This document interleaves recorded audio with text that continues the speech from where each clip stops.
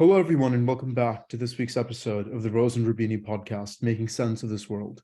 My name is Manas Chavla, and as always, I'm very pleased to be joined by CEO and Head of Research, Brunella Rosa. This week, we're talking about France. I was in Paris last week, and I saw firsthand some of the sort of domestic discontent and the protests.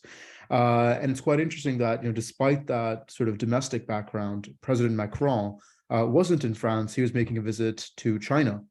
And it was quite a sort of unprecedented, very important, very historic visit.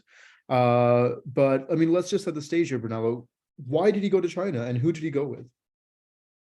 So he went to China for the reason why most prime ministers or presidents go, which is making sure that the relationships with China are still ongoing and that there could be a continuation of the commercial interest in trade between the two sides, which, as we know, has been put under stress in the last few years, given the positions of the Americans, either with me or against me. So either you trade with me or you trade with China. So Scholz, the German chancellor, went more or less a month and a half ago, but his visit was kind of unilateral, not coordinated with other political leaders in Europe and with anybody from the EU Commission or Council. So it was heavily criticized for kind of breaking the Western flank and the Western front in the war between Russia and Ukraine. As we know, China is siding with Russia.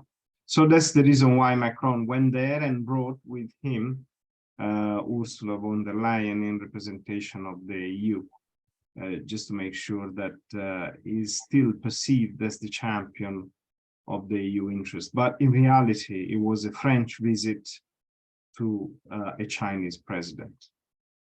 Yeah, and in particular, sort of what goals did Macron and von der Leyen walk into the room with, and do you think they were sort of somewhat successful in achieving these? So somehow they wanted to convince Xi Jinping to bring Russia back to reason. That was somehow the purported reason for this trip, and potentially to convince him to do this notorious at this point phone call to Zelensky after visiting Putin in Moscow. Apparently, they haven't succeeded in doing that. In fact, that phone call has not happened yet. And in fact, the messages that came out of the meetings were quite divergent between France and the EU. And I mean, this comes sort of in the broader backdrop. We talked about how this visit, previously Scholz's visit, stirred some discontent with the US because there's US-China tensions that are really coloring this. Tell me a bit more about that context and if you think sort of France aligns with that or is currently, if its goals are opposing that. Yeah, so the reason why this visit came up to the fore is because after the meeting with Xi Jinping in Guangzhou, effectively Macron released some declarations that were considered outrageous by some EU and even more so the US allies, in the sense that Macron said that the EU should not be a vassal of the US interest, should not be engaged in US dispute if they are not also EU interest in disputes, and that the EU should regain or gain, I would say, strategic autonomy, effectively meaning that they should be able to disentangle themselves from the US-led, also military alliance. So all those things said after meeting with Xi Jinping, that, as we know, is siding with Russia on the Russia-Ukraine front, clearly sounded a bit outrageous.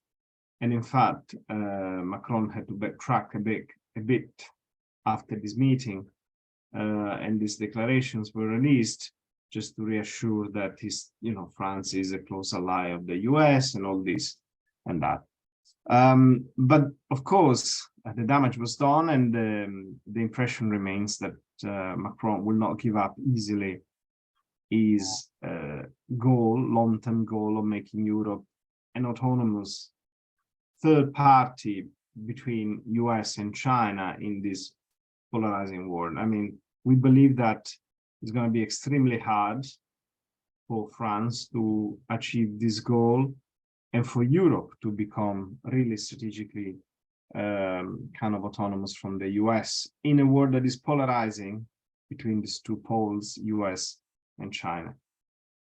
Yeah, I mean, it seems increasingly as sort of time goes on, it's not just, developing countries like India that want to pave their own third path. Increasingly, it's what we thought was the sort of core of the Western alliance, countries like France and Germany, that wanted to couple from this and then sort of gain this sort of sense of strategic autonomy, a goal that, Europe's perhaps always wanted since post-World War II times.